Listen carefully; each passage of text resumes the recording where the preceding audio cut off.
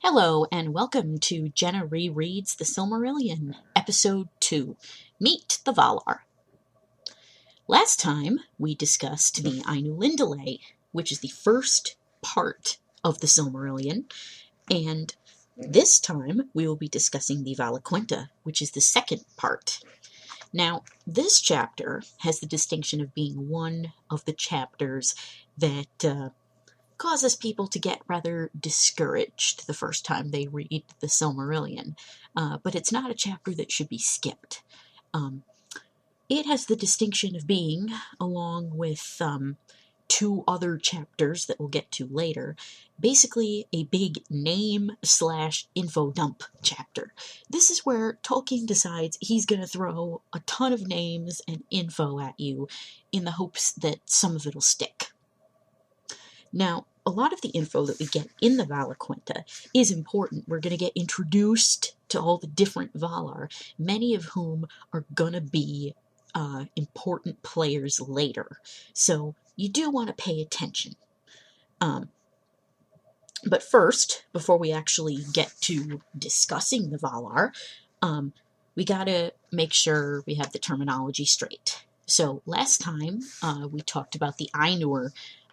Remember, the Ainur were the offspring of Iluvatar's thought. They were these created spiritual beings that are basically like gods. I've also heard them compared to angels. So they're basically like gods, sub-gods or demigods under Iluvatar.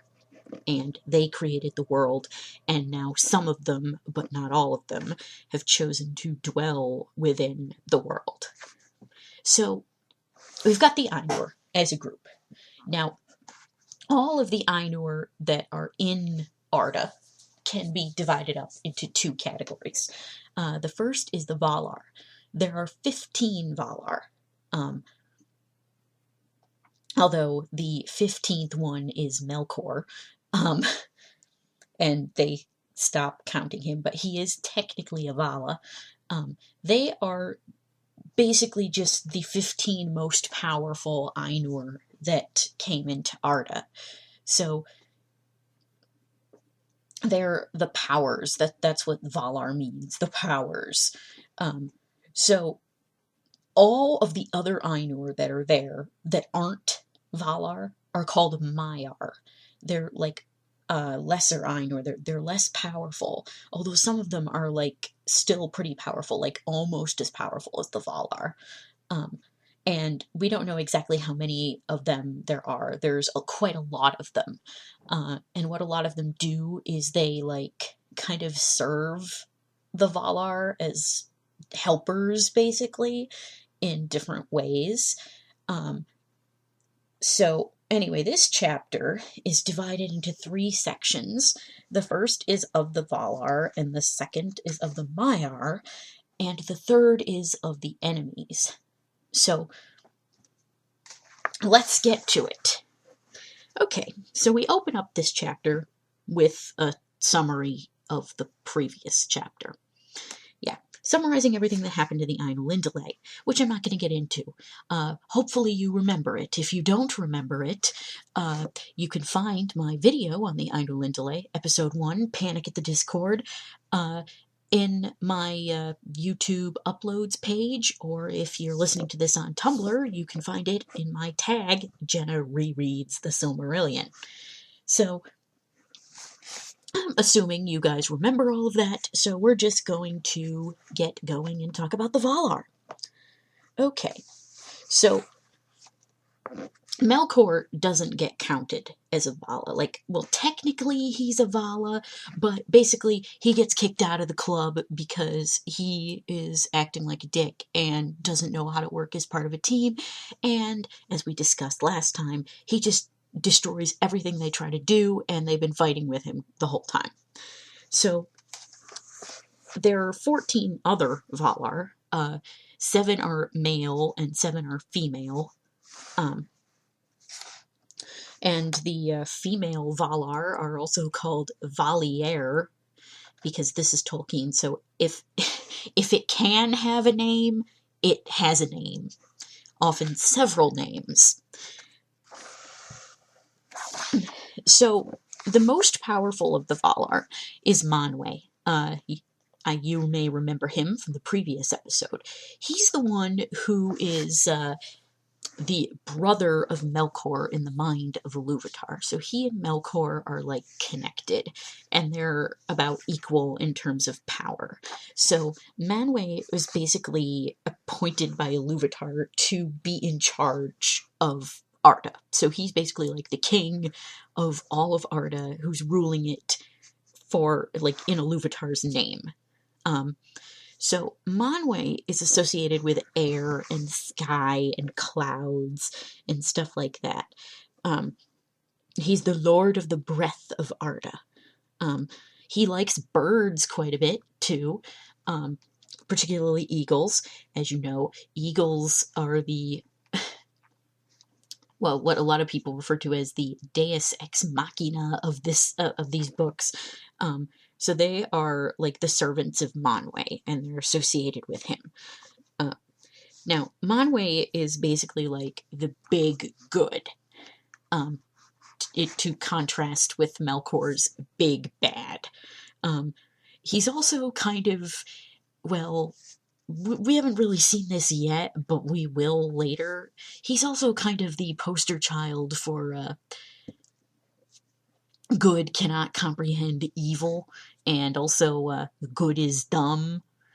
But I don't want to go into spoiler territory, so I'll stop there. So Manway's spouse is Varda. Oh, I should say a thing about spouses. Like, the Valar, except for 2 of them, all have spouses, but they don't have, like, children. They don't seem to be able to reproduce with each other. And, like, I also have to wonder how some of these marriages worked. Like, if Iluvatar was playing, like, celestial matchmaker, or if they just kind of hooked up on their own. Because a lot of the couples, you know, they make sense. You understand why they're linked together. So here we have Varda, who is the wife of Monway. And, well, Monway is associated with air and clouds and stuff. Varda is associated with the stars and light. So they both have sort of a, like, celestial sky connection going on. So Varda created all the stars. And she is given a lot of reverence by the elves. They really, really like Varda. And we'll kind of see why later. Now, Melkor, okay, now this, going back to the question of if they kind of hooked up on their own, Melkor apparently made a move on her back in the day, but she turned him down. And hooked up with Monway instead. So she and Monway live together on the holy mountain of Taniquetil, which is the highest mountain in the world, and together they can see and hear everything. Like, Monway can hear everything because he's associated with air, and Varda can see everything. So together they know, like, everything that's going on. Also, Melkor really hates Varda because she rejected him. And there's another connection, too. Like, we haven't really gotten to talk about this yet, but this is another thing that'll come up, is Melkor's relationship with light. He's got a thing about light. And, Varda is associated with light, so that's probably why he was, interested in her. But anyway, let's stop talking about, Melkor's, interests and move on. So next we've got Olmo. Now, Olmo is one of the unmarried Valar, but he's like sort of number 2 after Manwë and Varda. He's pretty powerful. He is the Valla of water. So he's associated with the ocean and like every single body of water. Now, he's a bit of a loner. He doesn't really hang out with the other Valar. He kind of does his own thing. And because of, his dominion is the water, and there's water, like, everywhere, it touches everything, he cares a lot more about Middle-earth than, like, any of the other Valar do, as we will see later. Olmo's pretty cool. I like Olmo a lot. He's probably my favorite Valla. So he doesn't really like walk on land very often. He just like chills out in the deeps of the ocean. And I said he doesn't really join up with the other Valar unless they're having like super serious business Valar councils or something. And Ulmo loves the children of Iluvatar and tries to help them out and stuff. Which also, yeah, there's like... It's kind of weird talking about this chapter because there's like references to stuff that we don't even know about yet, that hasn't even been introduced yet. So I'm trying to simplify it here and trying to make it less confusing. I don't know if I'm succeeding or not, but anyway. So yeah, Ulmo. One more thing about Ulmo. His horns are called the Ulumuri. That will not be important at all. The only reason I mentioned it is because I like saying the word Ulumuri. I mean, say it a few times. Ulumuri. Isn't that fun to say? Ulumuri. So, that's Ulmo. So now we're moving on to Aule. Aule is basically like the kind of smith Valla.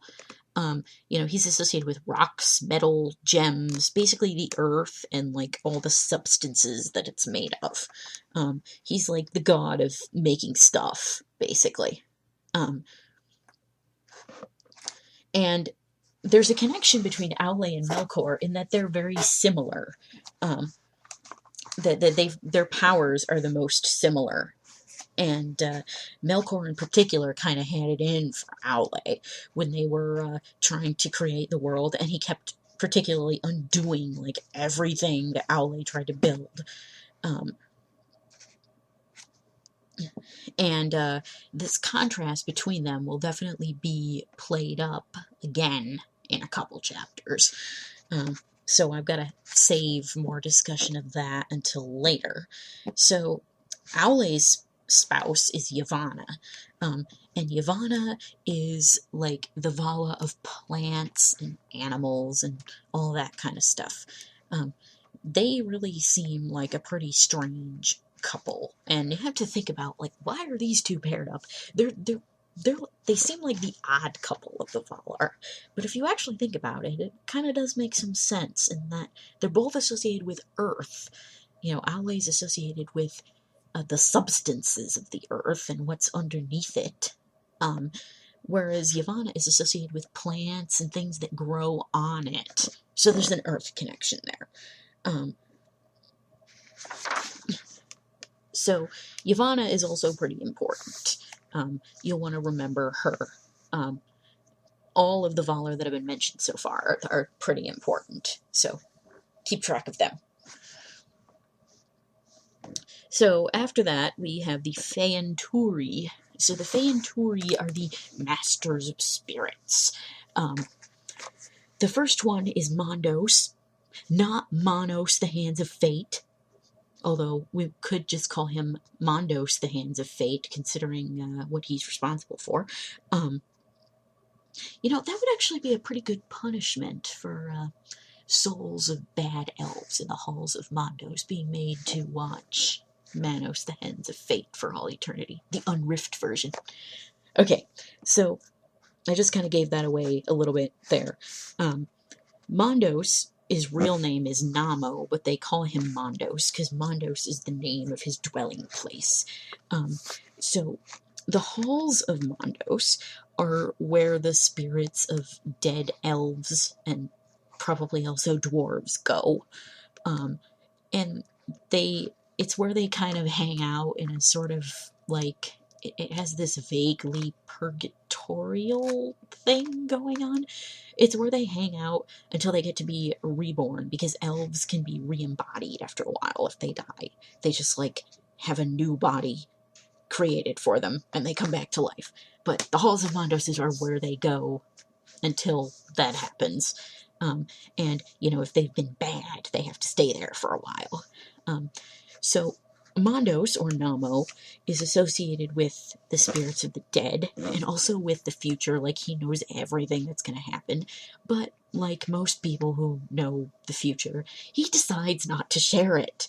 Except for sometimes when he makes, like, sort of random side comments that nobody else gets about things that are going to happen.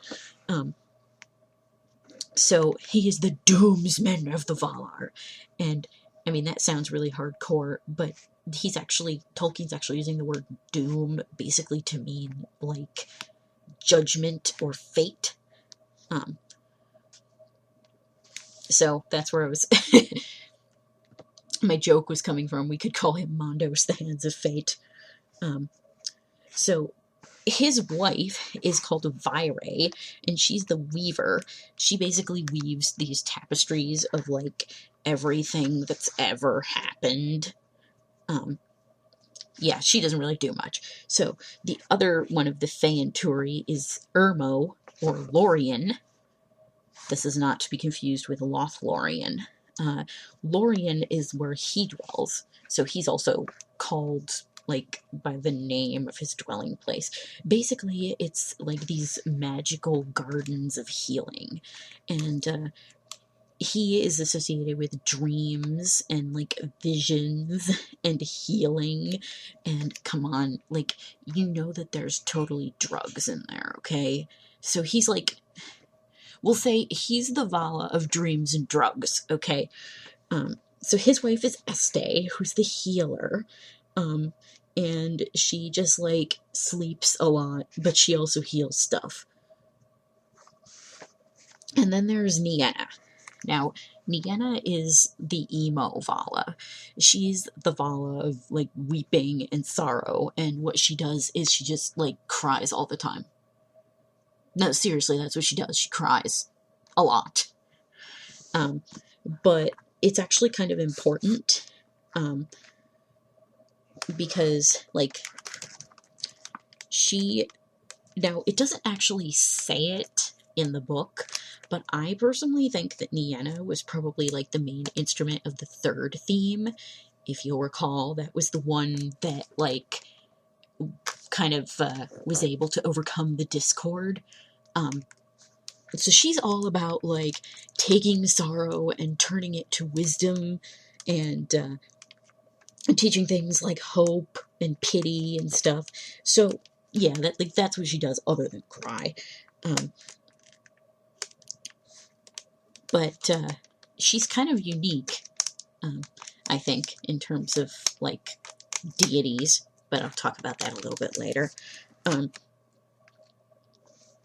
So now we've got Tulkus, who, for contrast, is, like, the total opposite of Nienna, in that he's always smiling and happy. Basically, he's like the Mr. T of the Valar. You know, he totally goes up to Melkor and is like, I pity the fool, and then, like, punches him in the face. So yeah, that's Tulkus. He's, like, super strong and can run super fast, and he's the jock, pretty much. And his wife is called Nessa, and we don't really know much about what she does, except that she also runs really fast, and she likes deer. And she likes to dance. And next we've got Orome. Now, Orome is, like, the great hunter. He just rides around all over the place, and he, like, kills all the monsters and shit that Melkor has in Middle-earth. And he rides around with, like, a bunch of hunting dogs and stuff. And he's, like, terrible when he's pissed off. Like, in contrast with Tulkas, like, they're both pretty fierce, but, like, Tulkas is just, like, happy and smiling as he beats the shit out of you, whereas Orme is like, grrr, and is, like, gets really mad.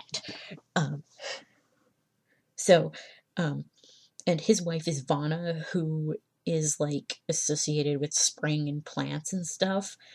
Why they needed another Valla to be associated with spring and plants when we already have Yavanna, I'm not quite sure. But there it is. So Now, you're wondering, okay, so we have all the names of all the Valar, but which ones are the ones that are actually important? Well, there are 9 of them that are the most important. 9 counting Melkor. So they are minus Melkor. They are Monway and Varda, Olmo, Yvonne, Aule, Mondos, Jenna, and Orome. So yeah, those are the ones that you want to remember. So moving on to the Maiar. So as I already mentioned, like, we don't know exactly how many Maiar there are. There's like tons of them. There's only a few that are going to be like important though, so those are the ones that get mentioned. Like, first of all, there's Onway. Onway is like, he's the standard bearer of Monway, so he's pretty powerful. Now, we've also got Ase and Uinen, who are Maiar that are associated with Olmo. Like, okay, I like Ase. I think he's interesting.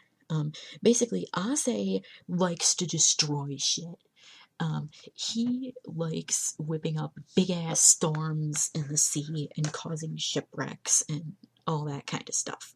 So, yeah, you would think that, hey, somebody with those kind of tendencies, who else do we know who likes destroying shit? Melkor, perhaps? Well, you would be right in that Melkor, like, tried to recruit Ase and get him to join up with him. And Ase was like, yeah, cool, destroy some stuff! But this is when his wife, Uinen, popped in and was like, honey, you been talking to that Melkor again? And she kept him from joining up with Melkor, but didn't really do away with his destructive tendencies. So Uinen, by contrast, she's kind of a more benevolent sea spirit. Yeah, so she's nicer than Ase is. And tries to, like, restrain him a bit. So yeah, there's those two. And next up, we've got Melian, who is going to be a very important player in this book. Remember Melian. She's a Maya who was associated with Vanna and Este and hung out in the gardens of Lorien. But then she decided to go and hang out in Middle-earth for a little while. Yeah, remember that, because it's going to be coming up again in actually just a few chapters. Yeah, Melian is important, so you'll want to remember her. And then we get Olorin. Now, Olorin is not going to be an important player in this book at all. But he is one that is going to be important elsewhere. You may, in fact, have heard of him by another name, like Gandalf. Yeah, so that's Gandalf's real identity. He is a Maya. All of the Istari, the wizards, they're all Maiar that chose to, like, become incarnate and bound themselves in forms that gave them the appearance of old men. And so they had to, like, kind of power down too. But they're all actually Maiar. So, yeah, he doesn't really appear in the Silmarillion, though, but he gets a mention there. So those are the Maiar, the important Maiar to remember. So now we are in the last section of the enemies. So first we're going to talk about Melkor. And I'm just going to read the description, because I quite like this description, actually. Last of all is set the name of Melkor, he who arises in might. Side note, that's what Melkor means as a name, he who arises in might. Anyway, back to the text. But that name he has forfeited, and the Noldor, who among the elves suffered most from his malice, will not utter it, and they name him Morgoth, the dark enemy of the world. Great might was given to him by Iluvatar, and he was coeval with Monway. In the powers and knowledge of all the other Valar he had part, but he turned them to evil purposes, and squandered his strength in violence and tyranny. For he coveted Arda and all that was in it, desiring the kingship of Monway and dominion over the realms of his peers. From splendor he fell through arrogance, to contempt for all things save himself, a spirit wasteful and pitiless. Understanding, he turned to subtlety in perverting to his own will all that he would use, until he became a liar without shame. He began with the desire of light. See, side note, there's that thing with Melkor and light. It's going to be a theme, so remember it. But when he could not possess it for himself alone, he descended through fire and wrath into a great burning, down into darkness.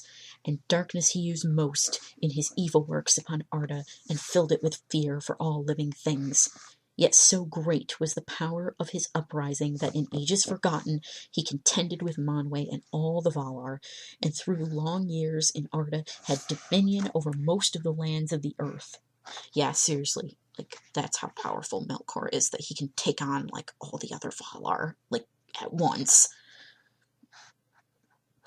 But he was not alone, for many of the Maiar were drawn to his splendor in the days of his greatness, and remained in that allegiance down into his darkness.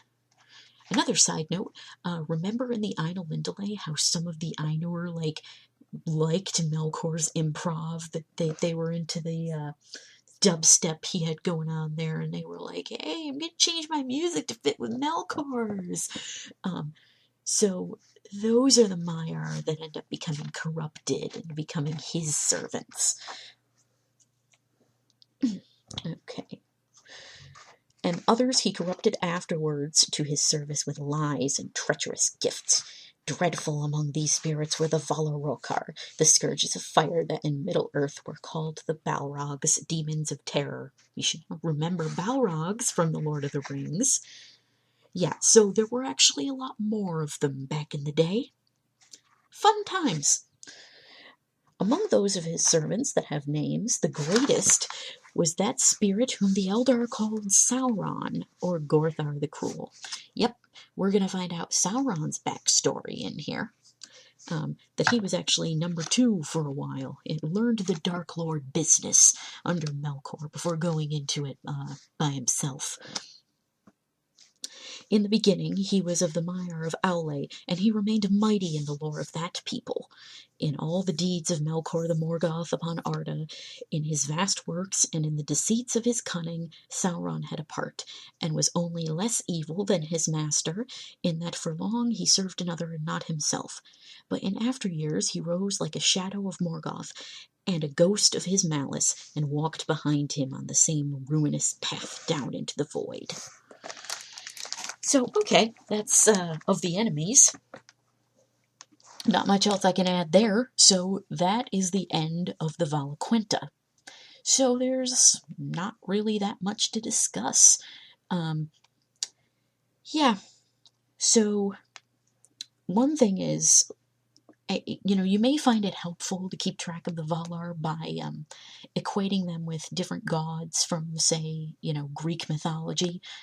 But at the same time, you should also keep in mind that they're not they don't quite match up exactly. Like, Monway is like Zeus with the air and the eagles and living on a high mountain, but he doesn't really have all the fun parts of Zeus, not the sexy parts. But, it could also help you keep them straight, too. Like, Olmo is a lot like Poseidon. Mondos is a lot like Hades. Yvonne is a lot like Demeter. But then there's others that really just do not match up with, any god in any pantheon. Can anybody think of a god of sorrow or weeping? I said, Nienna is kind of interesting to me because she's really unique.